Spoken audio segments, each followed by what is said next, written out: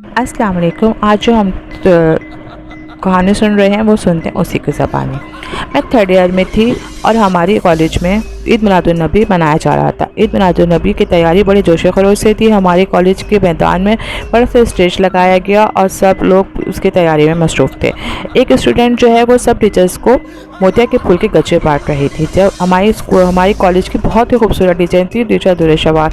वो इतनी खूबसूरत थी, कोई भी देखता उनका गर्विदा हो जाता। उस स्टूडेंट ने जब दुरेशवार टीचर को लाके गज्जे मोतिया के गज्जे देने की कोशिश की तो उन्होंने मना कर दिया और एक खौफज़दा हो गई। ये मैं 2 साल से नोट कर रही थी, जब भी उन्हें मोतिया के फूल दिए जाते तो वो नहीं लेती थी। यही सोचते सोचते घर की तरफ चली गई और दूसरे दिन जब मैं दोबारा दुरेशवार टीचर के घर गई, इसलिए कि उनका हमारे घर से पास था, मैं अक्सर उनके घर स्टडीज़ करने जाती थी। तो मैंने रास्ते से 2 गजरे मोतिया के फूल के ले लिए और मिस दुरेशवार के घर पे दस्तखत दी। मिस दुरेशवार ने बड़े खुश इखलास लहजे से दरवाज़ा खोला और दरवाज़ा खोलते ही मैंने उनको सलाम किया। उसके बाद गजरे जो हैं उनके आगे किए। उन्होंने फ़ौरन मना कर दिया, नहीं नहीं मैं गजरे नहीं पहनती। टीचर क्यों? बस मैं नहीं पहनती। फिर मैं जाके बैठी और हम पढ़ने लगे। मैंने थोड़ी देर बाद बैठे बैठे टीचर से पूछा कि टीचर आपने शादी क्यों नहीं की? उन्होंने कहा कि बस इजाज़त ही नहीं मिलती। तो मैंने कहा किससे इजाज़त नहीं मिलती? तो वो चुप हो गई। इस तरह से मैंने पढ़ लिख अपनी स्टडी पूरी करने के बाद मैं वापस घर आ गई। फिर मैं पूरी रात यही बात सोचती रही। तो अगले दिन फिर मैं टीचर के घर गई तो वहाँ पर टीचर नहीं थी, उनकी बहन गज़ाला आपी आई हुई थी। मैंने गज़ाला आपी से बात की और गज़ाला आपी से पूछा कि गज़ाला आपी आप तो छोटी हैं, आपकी शादी हो गई, दुरेशवार टीचर ने शादी क्यों नहीं की? तो उन्होंने कहा कि वो अफसरदा हो गई और अफसरदा लहजे में कहा कि बस क्या बताऊँ कि क्या हुआ था। तो मैंने पूछा बताएं आप क्या हुआ था? तो उन्होंने कहा जब हम कॉलेज में पढ़ते थे उस ज़माने की बात है। दुरेशवार टीचर को मोतिया के फूल बहुत ही पसंद थे। हमारे गार्डन में मोतिया के फूल लगे हुए थे बहुत सारे और जो दुरेशवार आपी हैं वो तोड़ कर उन्हें अपने बालों में लगाती थी। हमारी दादी बहुत मना किया करती थी कि ना मोतिया के फूल अपने बालों में नहीं लगाया करो, नहीं तोड़ा करो, उस पर बहुत सारी दूसरी मखलूक़ात जो हैं वो होती हैं और वो जवान लड़कियों पर आशिक हो जाती हैं। लेकिन आप ये हमेशा दादी की बात सुनती, हंसती और इग्नोर करके चली जाती थी। एक दिन रात को हमारे एग्ज़ाम चल रहे थे। आप ही लॉन में टहल के पढ़ रही थी और उन्होंने टहलते टहलते सारे मोतिया के फूल तोड़ के अपने बालों में लगा लिए। और जब वो कमरे में आई तो मैंने कहा आप ही दादी ने मना किया था मोतिया के फूल बालों में नहीं लगाएं। तो उन्होंने कहा तुम भी इन धक्के बातों पर यकीन करती हो। मैंने ज़्यादा सही नहीं समझा आप इसे बहस करना, मुझे बहुत नींद आ रही थी, मैं जाके सो गई। और जब सुबह उठती हूँ तो आप ही का अजीब सी बिहेव करती हैं और बोलती हैं रात को मैंने अजीब सा ख्वाब देखा। अब मेरे पास टाइम नहीं था, कॉलेज के लेट हो रही थी, मैंने ख्वाब नहीं सुना और हम कॉलेज आ गए। कॉलेज के गेट पे पहुंचते ही आपी की दोस्त खड़ी हुई थी। आपी के दोस्त ने बोला अरे दुरेशवार तुमने बाबा से ट्रिप का पूछ लिया? तो आपी ने अफसरदा होकर कहा नहीं आप बाबा परमिशन नहीं देंगे। तो मैं आपी के दोस्त ने कहा अच्छा चलो कल मैं चलूँगी और बाबा से परमिशन लेती हूँ। तो इसी दौरान मैंने आपी से कहा आपी वो रात वाला ख्वाब तो सुना दें। तो आपी ने कहा रात को मैंने ख्वाब में देखा कि एक बड़ा सा वाइट कलर का औकाब जिसकी नीली आंखें हैं वो हमारी खिड़की पर बैठा हुआ है और उसके पैरों के अंदर वाइट कलर के मोतिया के फूल के गजरे हैं जो वो मेरे ऊपर फेंक रहा है। तो मैंने कहा चलो आप ही छोड़ें, ख्वाब ही तो होता ना, आप इतनी टेंशन क्यों ले रही हैं? मैंने और आप ही के दोस्त ने आप ही को तसल्ली दी और इस तरह से हम घर वापस आ गए। घर वापस आए तो आप ही की दोस्त ने आकर बाबा को और दादी को हमारी मरी की ट्रिप पे जाने के लिए मना लिया। अब दादी और बाबा मान गए थे और हमने जोश व खरोश से बड़ी खुशी के साथ अपनी ट्रिप की तैयारियाँ की और हम ट्रिप के लिए रवाना हो गए। ट्रिप के लिए रवाना जिस बस में हम बैठे हुए थे वहाँ पर सब टीचर्स स्टूडेंट्स सब मिलकर बहुत हल्ला गुल्ला कर रहे थे। बहुत ही मज़ा आ रहा था ट्रिप के दौरान। मैं आगे बैठी थी, आप ही पीछे बैठी हुई थी। थोड़ी देर बाद आप ही ने मुझे आवाज़ दी। आप ही ने अपनी तरफ मुझे बुलाया। मैं आप ही की तरफ गई तो आप ही ने कहा देखो क्या है। मैं मुड़ के देखा तो पीछे एक बड़ा सा वाइट कलर का औकाब हमारी बस के पीछे पीछे उड़ता हुआ चला आ रहा है। मैं भी देखकर खौफज़दा हो गई और आप ही को तसल्ली दे दी और थोड़ी देर बाद हम अपने रिजॉर्ट पहुंच गए जहां हमें ठहरना था। इस तरह सब लड़कियों ने अपने अपने कमरे में सेटल हो गई और आपी हम जिस कमरे में आए वहां पर एक बड़ी सी वाइट कलर की खिड़की थी। आपी वो खिड़की देख के डर गई और बोलने लगी, ये तो वही खिड़की है जो रात को मेरे ख्वाब में आई थी। आपी की दोस्त ने कहा, चलो भाई छोड़ो इन सब चीज़ों को, कोई नहीं, आप दुरुशवा खिड़की बंद करो और क्या कहते हैं सोने की तैयारी करो। इस तरह आपी ने खिड़की बंद कर दी और हम सब सो गए। सुबह जब उठ के देखते हैं तो खिड़की खुली हुई होती है। खिड़की खुली हुई होती है। जब जाकर आपी बोलती हैं अपनी आपी की दोस्त आपी को बोलती हैं, तुमने दुरुशवा रात को खिड़की बंद नहीं की थी? तो आपी कहती है, नहीं मैंने तो खिड़की बंद कर दी थी। तो जब खिड़की के पास जाके देखती हैं तो वहाँ एक वाइट कलर का बड़ा सा उकाब कपड़ा पड़ा हुआ होता है। वो देख के अजीब सब खौफजदा हो जाती हैं, लेकिन फिर भी सब तसल्ली देते हैं। इस तरह से हम बाहर बहुत ज़्यादा मज़े की बर्फ़बारी हो रही होती, हम सब बाहर जाते हैं, बहुत एंजॉय करते हैं और बर्फ़ में खेलते हैं। थोड़ी से दूर जाकर एक लड़का, बहुत ही खूबसूरत सा एक लड़का खड़ा हुआ होता है जिसके पास बहुत सारे मोतिया के गजरे होते हैं। तो हम जाके उससे पूछते हैं, आपी की दोस्त और हम लोग सब जाके उससे पूछते हैं कितने का एक गजरा है। वो कहता है कि 100 रुपये का एक गजरा है। तो हम कहते हैं बहुत महंगा है, हम तो नहीं लेंगे इतना महंगा गजरा।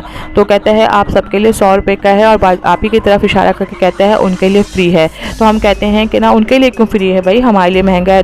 तो इस तरह से आपी की दोस्त उससे एक गजरा दो गजरे खरीद लेती है। और जब गजरा लेने के लिए वो आगे हाथ बढ़ाती है तो उसके हाथ, आपी के दोस्त का हाथ जो है वो जल जाता है। इस तरह से जल जाता है कि जैसे किसी आग के ऊपर हाथ लगा ली हो। इस तरह से वो दिन गुजर जाता है, हम लोग रूम में आ जाते हैं। ये बात आपी को बताती है। आपी बहुत हैरान होती हैं कि ऐसा कैसे हो सकता है। फिर दूसरे दिन फिर हम नदी की सैर के लिए जाते हैं। जब हम दोबारा सैर के लिए जाते हैं कि फिर हमें वही लड़का मिलता है गजरे वाला। वो गजरे वाला लड़का जो है वो मुसलसल सिर्फ और सिर्फ आपी को देख रहा होता है और उसको कुछ नहीं पता होता कि मेरे आसपास इधर उधर कौन है कौन नहीं है, और सिर्फ आपी को देख रहा होता है। इस तरह से हम ये अजीब सा उसका बिहेवियर देखकर वहाँ से चले जाते हैं और फिर तीसरे दिन अपने घर वापस लौट आते हैं। घर आते ही आपी की तबीयत इस कदर शदीद ख़राब हो जाती है कि उन्हें कुछ नहीं पता होता। उनका बुखार इस तरह ज़्यादा होता है कि उतरने का नाम ही नहीं लेता। हर तरह के डॉक्टर को दिखा देते हैं, हर तरह का इलाज करवा लेते हैं, लेकिन आपी की सेहत में कोई ख़ास सही नहीं होती। उनकी सेहत दिन ब दिन बिगड़ती ही चली जाती है। अब घर वाले बहुत ही परेशान आ चुके थे कि क्या करें। और जब भी और अजीब सा एक वाक़या होने लगता, दिन भर आप ही कमरे में होती हैं और रात को आप ही जब हम सुबह सो के उठते तो उसी मोतिया के पौधे के पास पड़ी हुई नज़र आती। तो ये बात हमें समझ ही नहीं आ रही थी। एक दिन दादी कहती हैं कि आज मैं तुम लोगों के कमरे में तुम्हारे साथ सोऊंगी। दादी बहुत ही नमाजी और परहेज़गार थी। वो भाप चुकी थी कि ये जो बीमारी है ये डॉक्टर का इलाज नहीं, इस आप ही के ऊपर कोई ना कोई चीज़ असर वगैरह आ चुका है। तो दादी कहती हैं आज रात को मैं तुम लोगों के कमरे में सोऊंगी। दादी रात को हमारे पास सो जाती हैं। दादी रात को इबादत में मशगूल होती हैं। जैसे ही 12 बजते हैं रात को मोतिया की इतनी तेज़ खुशबू आ रही होती है, इतनी तेज़ खुशबू आती है कि हम सबको सोते हुए उठा देती है। हम लोगों से सोया नहीं जाता। दादी मुसलसल इबादत में मशगूल थीं। इतनी देर में हमारे कमरे का दरवाज़ा बहुत ज़ोरदार धमाके से खुलता है। दरवाज़ा खुलते ही आप ही गहरी नींद में उठकर दरवाजे की तरफ चलती जा रही थीं और वो दरवाजे से बाहर जाने की कोशिश कर रही थी। इतनी देर में दादी ने कस के आप ही को पकड़ा और दरवाजे की कुंडी लगा दी और मुसलसल पढ़ाई करती रहीं। और आप ही इस दौरान उनकी आंखें लाल हो जाती और वो उनके बाल बिखर जाते और कितनी बड़ी ही मुश्किल से पढ़ाई कर करके दादी ने वो रात गुजारी और आप ही को बड़ी मुश्किल से कमरे में रोका। दरवाज़ा मुसलसल बज रहा था, लेकिन खौफ की वजह से हमारी जान जा रही थी कि अब क्या होगा। इस तरह से दादी ने पढ़ाई कर करके रात गुजारी। सुबह दूसरे दिन फिर यही होता है। आप ही की लाल आंखें और बिखरे हुए बाल और वो दादी को बुरी तरह से घूर रही थी, जैसे दादी की वजह से उनका कुछ रह गया हो। तो इस तरह से दादी ने कहा कि हम इसे मज़ार पे लेके चलते हैं। फिर हम आप ही को मज़ार पे लेके गए। आप ही को जब मज़ार पे लेके गए वहाँ एक औरत ने आप ही को देखकर कहा इसके ऊपर बहुत ही ख़तरनाक जन्नात का साया है। उन्होंने एक धागा दिया कि यह आप ही की कलाई पे बांध दो, जब तक ये धागा बना रहेगा इसे कुछ नहीं होगा, वो जिन जो है इससे दूर रहेगा। दादी ने जल्दी से वो धागा लेके आप ही कलाई पे बांध दिया। आप ही उस धागे को पहनने के बाद पुरसकून नज़र आ रही थी। अब ये आप ही ने थोड़ी देर बाद नहाया धोया पुरसकून होके बैठ गई और जैसे उन्हें कुछ हुआ ही नहीं। फिर रात हो गई। रात को फिर तो दादी अपने कमरे में सो गई कि सब हालात बेहतर हैं। अब दादी अपने कमरे में सो गई, हम अपने कमरे में सो गए। रात को जब मैं सो रही थी तो मुझे ऐसा लगा कि मुझे सरगोशियों की आवाज़ आने लगी। मेरी आंख खुल गई, जैसे कोई दो लोग बातें कर रहे हो, आप ही किसी से बात कर रही हो। मैं चुपचाप आंखें बातें सुन रही थी और मैंने जब पलट के देखा तो वहाँ कोई भी नहीं था। आप ही अकेली बैठी अपने आप से बातें कर रही थी, मतलब कि वो मखलूक मुझे नज़र नहीं आ रही थी, सिर्फ आप ही को नज़र आ रही थी। आप ही ने बातें कर और मुझे की खुशबू दोबारा से इस कदर आ रही थी कि वो सांसों में जा रही थी और वो मोतिया की खुशबू पूरे कमरे में फैली हुई थी। थोड़ी देर बाद आवाज़ें बंद हो गईं और मैंने पलट के देखा तो आप ही के दोनों हाथों में मोतिया के गजरे थे। अब मैं खौफज़दा होकर इस कमरे से चली गई। कमरे से जाने के बाद मैंने अम्मी अब्बू के कमरे में गई और अम्मी अब्बू के कमरे में जाने के बाद मैंने इरादा बना लिया था कि मैं अम्मी अब्बू को सारी बातें बता दूँगी जो आप ही के साथ हुई। फिर मैंने अम्मी अब्बू को बताया, अम्मी अब्बू और दादी को वो सब बातें बताई कि किस तरह से बाप रात को लॉन में टहल के पड़ रही थी और उन्होंने मोतिया के गजरे के फूल तोड़ के ला के सारे कमरे में अपनी तकिया के नीचे रखे और अपने बालों में लगाया और किस तरह से औकाब जो था वो उनके ख्वाब में आया और किस तरह से बस के पीछे जो है वो औकाब हमारे साथ मरी तक गया। और फिर मरी में उस लड़की को भी बताया जिसकी नीली आंखें थी और वो मापी को मुसलसल घूर रहा था, जिसकी वजह से ये सारी मुसीबत खड़ी हुई। ये सब बातें सुनकर आप दादी ने अब्बू से कहा, तुम किसी आलिम से बात करो जो ये सब चीज़ें ख़त्म कर सके। अब्बू ने फिर सुबह जाकर अपने दोस्त से बात की। दोस्त ने क्या किया, अब्बू के दोस्त जो थे वो बहुत बड़े आलिम थे। वो घर आए तो उन्होंने देखा, घर आने के बाद वो आप ही के कमरे में जाते हैं। आप ही जो है बड़ी नहा धो के अपने कमरे की खिड़की पर खड़ी हुई होती हैं और वो आलिम को जब देखती हैं तो उनकी आंखें लाल हुई भी होती हैं और बाल बिखरे हुए होते हैं। उनके हाथ में एक खंजर होता है और वो खंजर जो है वो आलिम को उससे ज़ख्मी कर देती हैं। इस तरह से आप ही आलिम को ज़ख्मी कर देती हैं और वो आलिम जो है वो कमरे से बाहर आ जाते हैं और वो बाबा को बताते हैं कि नहीं ये बहुत ख़तरनाक जिन है, मैं इसका मुकाबला नहीं कर सकता, मैं इसका इलाज नहीं कर सकता, और वो ज़ख्मी हालत में घर से चले जाते हैं। फिर इसी तरह से वो दोबारा से रात आ जाती है। रात को फिर हम लोग सो जाते हैं। सोने के बाद फिर रात को दोपहर में फिर वही मोतिया की खुशबू पूरे घर में फैल जाती है। मोतिया की खुशबू फैलने के बाद फिर ऐसी लगता है जैसे आप किसी से बात कर रही हैं। इस बार ऐसा होता है कि मैं अपनी आँखें खोल कर देखती हूँ, पलट करके आप ही उसी लड़के से बात कर रही होती हैं, वही खूबसूरत नीली आंखों वाला लड़का जो हमें मरी में मिला था। और वो आप ही से कह रहा होता है और गजरे पहना रहा होता है और कहता है कि तुम मेरी हो और तुम किसी की नहीं हो सकती, मैं तुम्हें किसी का नहीं होने दूंगा। ये देखकर मुझ पर खौफ तारी हो जाता है, लेकिन मैं अपनी चीख को संभालती हूँ और चुपचाप लेटी रहती हूँ। थोड़ी देर में मैं देखती हूँ कि वो जिन आप ही का हाथ पकड़कर आप ही को कहीं ले जा रहा होता है। मुझे पता नहीं कहाँ से कोई ताकत आती है और मैं चिल्ला खड़ी होती हूँ और आप ही का हाथ पकड़ के कहती हूँ, ए जिन, तुझे हज़रत यूसुफ अलैहिस्सलाम का वास्ता, तो मेरी आप ही का हाथ छोड़ दे। वो जिन जो है आग बगोला होता है और वहाँ से चला जाता है। इस तरह से मैं रात को आप ही को रोक लेती हूँ और वो आप ही बेहोश हो जाती हैं और मैं भागकर कमरे से बाहर जाती हूँ और सबको कमरे में बुला के लाती हूँ। ये सब देखकर सब खौफज़दा हो जाते हैं और इस तरह से दादी बाबा से कहती हैं कि जाओ दोबारा सुबह जाकर अपने दोस्त को बुला के लाओ। पापा सुबह दोस्त के पास जाते हैं, कहते हैं प्रोफेसर साहब प्लीज़ मेरी बेटी का इलाज कर दें। पापा के दोस्त कहते हैं नहीं, मुझे अपनी जान अजीज़ है, वो जिन बहुत ख़तरनाक है, वो मुझे जान से मार देगा, मैं इसका इलाज नहीं कर सकता। तो पापा कहते हैं कोई तो इसका हल होगा। कहते हैं हाँ, एक है हज़रत, एक बाबा हैं जो रावलपिंडी में रहते हैं, अब्दुल्ला शाह उनका नाम है, वो इसका इलाज कर सकते हैं। अब बाबा और मम्मी दोनों मिलकर अपना सामान पैक कर पिंडी की तरफ रवाना हो जाते हैं। अब घर में मैं, दादी और आप ही होती हैं। ये रात हम पे बहुत भारी गुजरने वाली थी, ये रात बहुत ही वहशतनाक होने वाली थी। अब मैं, दादी और आप ही एक ही कमरे में थे। दादी मुसलसल पढ़ाई करे जा रही थी और खौफ के मारे मेरी जान निकले जा रही थी कि अब क्या होगा। हुआ जिसका डर था। रात को 12 बजते ही पूरे कमरे में मोतिया के फूल की खुशबू फैल गई। खुशबू इतनी तेज़ थी कि मुझे ग़ुनूदगी सी आने लगी, लेकिन मुझे तो आज सोना ही नहीं था। मैंने आपको कैसे तैसे करके जगाया। दादी मुसलसल पढ़ाई में मसरूफ़ थी, पढ़ाई करे चली जा रही थी। थोड़ी ही देर में दरवाजे पर दस्तखत शुरू हो गई। दस्तखत बहुत ज़्यादा, तो दादी ने मुझे मना किया कि दरवाज़ा हरगिज़ मत खोलना जितनी भी दस्तखत हो। लेकिन आप ही वैसे ही आवाज़ सुनकर आप ही की आँखें लाल हो गई और बाल वहशत की तरह फैल गए। आपी मुसलसल दरवाजे की तरफ भागने की कोशिश कर रही थी। जैसे तैसे मैंने और दादी ने पकड़ के आपी को रस्सी से बांध दिया और दरवाजे पर दस्तखत तेज़ होती चली जा रही थी। फिर हमने दरवाज़ा नहीं खोला तो उसी जन्नात की आवाज़ आने लगी।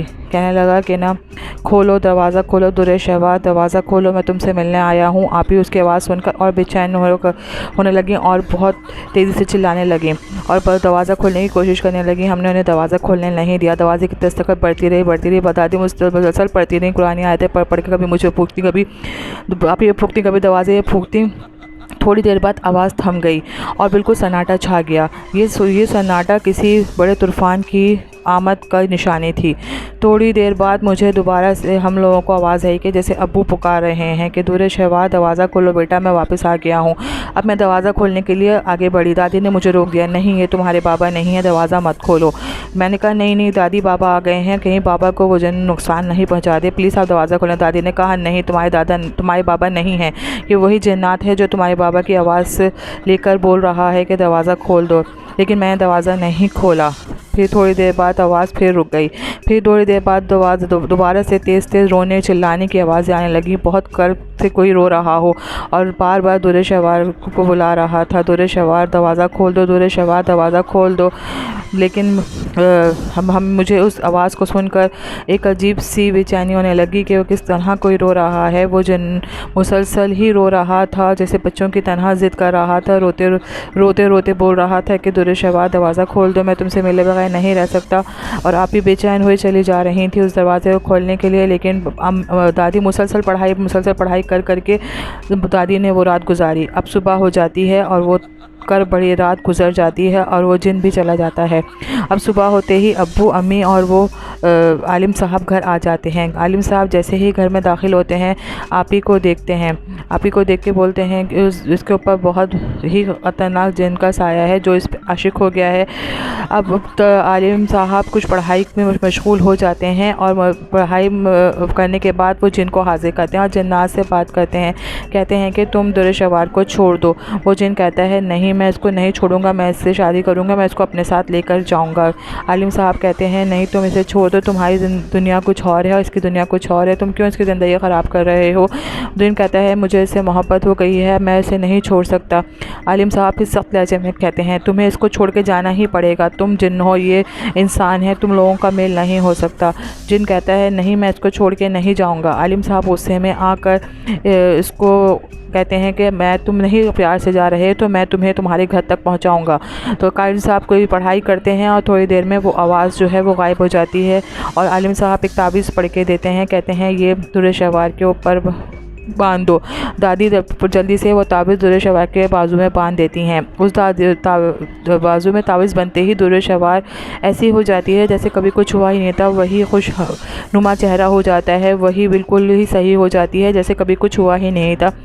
और इस तरह नहा धो के वो फ्रेश हो जाती है और जैसे कभी कुछ हुआ ही नहीं था। फिर आलिम साहब अम्मी और बाबा से कहते हैं कि अब तुम्हें 2 काम करने हैं और अगर तुमने इस दोनों कामों में गफलत की तो फिर तुम्हारी बेटी को दोबारा से उसी हालत में चली जाएगी। तो अब बाबा कहते हैं आलिम साहब से बताएं वो 2 काम क्या हैं। आलिम साहब कहते हैं सबसे पहले तो कभी भी इसके पास मोतिया के फूल लेके मत आना और दूसरा ये कि इसकी फटाफट जल्दी से किसी से शादी करवा दो। अब बाबा कहते हैं ठीक है। अल्लाह का शुक्र था, अब दोबारा से ज़िंदगी रूटीन में आ चुकी थी और सब घर में खुश थे। अब बाबा के दोस्त के बेटे को देखकर आप की शादी उनसे पक्की कर दी। शादी पक्की होने के बाद अब बहुत ज़ोरों शोर से धूमधाम से आप की शादी की तैयारी हो रही थी और आज वो दिन भी आ चुका था जब आप की शादी थी। आप दुल्हन बन के बहुत ही हसीन और खूबसूरत लग रही थी। न जाने क्या हुआ, थोड़ी ही देर में बस बारात का इंतज़ार हो रहा था और अब फिर दोबारा से पूरे घर में उसी मोतिया की खुशबू फैल गई। वो खुशबू सुनकर मुझ पर एक वहशत सी तारी हो गई और मैं समझ गई कि दोबारा से वो जिन वापस आ गया है। और ये सब देखने के बाद मैं भागकर कमरे में गई आप ही के और देखा तो आप ही के दोनों हाथों में मोतिया के गजरे थे और लड़कियां खौफजदा खड़ी हुई थी। इतनी देर में हमारे गोदाम में आग लग गई जहां आप ही का जहेज़ रखा हुआ था। सारा जहेज़ जल गया और इतनी देर में फ़ोन आता है और पता चलता है कि दूल्हे की गाड़ी का एक्सीडेंट हो गया जिसकी वजह से दूल्हा जो है शदीद ज़ख्मी हो गया है और वो हॉस्पिटल में है। हम सब समझ गए कि ये सब कुछ वही कर रहा है और वो वापस आ चुका है। इतनी देर में अब्बू ने दोबारा आलिम साहब को फ़ोन किया और उनको जल्द अज जल्द कराची आने को कहा। आलिम साहब ने पहली फ़्लाइट पकड़ के कराची आए। रात को जब वो कराची पहुँचे तो सब उन्होंने मामला देखकर समझ गए कि वो जिन्नात दोबारा आ चुका है। उन्होंने दोबारा उस जिन्नात की हाज़िरी दी। वो जिन्नात हाज़िर हुआ। आलिम साहब ने बड़े सख्त लहजे से उससे कहा, जब मैंने तुम्हें मना कर दिया था कि तुम वापस नहीं आना, तुम क्यों लौट कर आ गए? आलिम जिन ने कहा, दुरेशवार सिर्फ मेरी है, इसकी शादी कैसे हो सकती है? ये किसी और की कैसे हो सकती है? मैं इसकी शादी नहीं होने दूंगा, मैं इसके बगैर नहीं रह सकता। आलिम साहब ने फिर गुस्से से कहा, तुम जिन हो, आग हो, ये इंसान है, खाक है, ये और तुम कभी मेल नहीं खा सकते, तुम दोनों का कभी मेल नहीं हो सकता, तुम कैसे इसे शादी कर सकते हो? क्यों? जिन ने कहा, क्यों? हमारा दिल नहीं होता? हम क्या जिन हम दिल नहीं रखते? हम क्या किसी को प्यार करने का अख्तियार नहीं रखते? आलिम साहब ने कहा, रखते हो, लेकिन हर किसी के अपने कानून होते हैं, कायदे होते हैं। इंसानों की अलग दुनिया होती है, जिन्नात की अलग दुनिया होती है। तुम अपने कवानीन तोड़ के, अपने कानून तोड़ के इंसानों की दुनिया में आके अपनी मनमानी करते हो और जिस पे चाहते हो हावी हो जाते हो। और अगर तुम अपना इसको असली चेहरा दिखा दो कि क्या गया तुम्हें पसंद करेगी या तुमसे शादी करेगी? हरगिज़ नहीं। तुमने अगर किसी अच्छे इंसान का, खूबसूरत लड़के का रूप लेकर इसको प्यार में फंसाया है, और अब अगर तुम अपने इसको असली रूप दिखा दोगे, तुम कभी भी इसको नहीं पा सकते। जिन बहुत रोता है, बहुत तड़पता है, फिर प्यार से आलिम साहब उससे बात करते हैं, कहते हैं, मैं तुम्हें प्यार से समझा रहा हूँ, तुम इसको छोड़ के चले जाओ, इसकी ज़िंदगी क्यों ख़राब कर रहे हो? इसने तुम्हारा क्या बिगाड़ा है? जिन कहता है कि मैं दुरेशवार पर आशिक हो गया हूँ, मुझे इससे बहुत प्यार है, मैं इसके बगैर नहीं रह सकता, मैं इससे शादी करना चाहता हूँ। और आलिम फिर मैंने खिड़की से बाहर झाँक के देखा तो एक नौजवान, वही लड़का बैठा ज़ख्मों से चूर चूर और बच्चों की तरह रो रहा है। मुझे उसकी कैफियत पे तरस भी आया, लेकिन क्या करते कि अपनी बहन की ज़िंदगी भी अजीज़ थी। फिर आलिम साहब ने उससे कहा कि तुम यहाँ से चले जाओ, इस लड़की का पीछा छोड़ दो, तुम क्या चाहते हो? उसने कहा, अच्छा मैं इसको छोड़ दूँगा। लेकिन वो बहुत ज़्यादा रोया, रो रो के तड़प के कलप के फिर उसने आलिम साहब की बात मानते हुए कहा, अच्छा मैं इसको छोड़ दूँगा, लेकिन मेरी 2 शर्त होंगी। आलिम साहब ने कहा, बोलो क्या शर्तें हैं? उसने कहा, ये कभी भी मोतिया के फूल नहीं पहनेगी, जब ये कभी भी मोतिया की गजरे नहीं पहनेगी, और दूसरी शर्त यह है कि ये कभी भी शादी नहीं करेगी। आलिम साहब ने इसकी दोनों शर्त मान ली और इस तरह से वो जिन हमेशा के लिए दुरेशवार को छोड़ के चला गया। फिर आलिम साहब ने घर वालों को समझाया, देखो अब तो इसकी जान बच गई, अगर मैं वक्त पे नहीं आता तो ये हमेशा के लिए दुरेशवार को अपने साथ लेके चला जाता। अब गलती नहीं करना, ये ज़िंदगी में कभी भी मोतिया के फूल ना पहने, ये ख्याल रखना, और दूसरा कभी भी इसकी शादी नहीं करना। अब इस तरह से वो जिन हमेशा के लिए दुरेशवार आपी से दूर हो जाता है, और इस तरह से यही वजह रही कि दुरेशवार आपी की कभी शादी नहीं हुई। ये सब सुन के मुझे बहुत ज़्यादा वहशत सी हुई और बहुत ज़्यादा अजीब भी लगा कि इसमें मिस दुरेशवार का क्या कसूर था। आशिक तो जिन हुआ था ना, उस जिन ने मिस दुरेशवार की सारी ज़िंदगी को बर्बाद कर दिया। और वो बेचारी ना कभी शादी कर सकती हैं, उन्हें कब इजाज़त मिलेगी शादी करने की? वो जिन कभी इजाज़त देगा भी या नहीं देगा उनको शादी करने की, ये तो अल्लाह ही जानता है। लेकिन मुझे मिस दुरेशवार की हालत पे बहुत अफसोस हुआ। इतनी प्यारी, इतनी हसीन, इतनी खूबसूरत होने के बावजूद वो अकेली तन्हा है। कब तक वो अपनी ज़िंदगी को तन्हा गुजारेंगी? अल्लाह पाक उनकी ज़िंदगी में कोई आ जाए और वो जिन खुशी खुशी उनको इजाज़त दे दे शादी करने की, यही मेरी दुआ है। और ये कहानी आपको सुना रही हूँ कि वाकई में जिन्नात जो होते हैं वो इंसानों पे हावी हो जाते हैं। और से बड़े लोग जो होते हैं वो सही कहते हैं कि कवानी लड़कियों को कभी भी मोतिया के फूल रात को नहीं तोड़ने चाहिए, ना ही उन्हें पहनने चाहिए। हमें बड़े लोगों की बात बुरी लगती है, लेकिन वो सच होती है। कोई बात भी दकियानूसी नहीं होती, हर बात में कोई ना कोई सच्चाई छुपी होती है, हर बात के कोई ना कोई मतलब होता है। आजकल हम पहले के लोगों के ज़माने की अपनी दादी नानी और बड़े लोगों की बातें नहीं मानते, उनकी बातों पर हंसते हैं, उनका मजाक बनाते हैं, लेकिन हर बात में हकीकत होती है। वाकई में जिन्नात होते हैं वो आशिक हो जाते हैं और फिर बहुत कर्ब से गुजरना पड़ता है। उस इंसान को तो गुजरना ही पड़ता है जिसके ऊपर आशिक होते हैं, लेकिन उसके साथ साथ उसके घर वालों को जितनी मुसीबत का सामना करना पड़ता है वो सिर्फ वो घर वाले ही जानते हैं। अगर आपको मेरी कहानी पसंद आई हो तो प्लीज़ मेरे चैनल को लाइक करिएगा, सब्सक्राइब करिएगा। अल्लाह हाफिज़।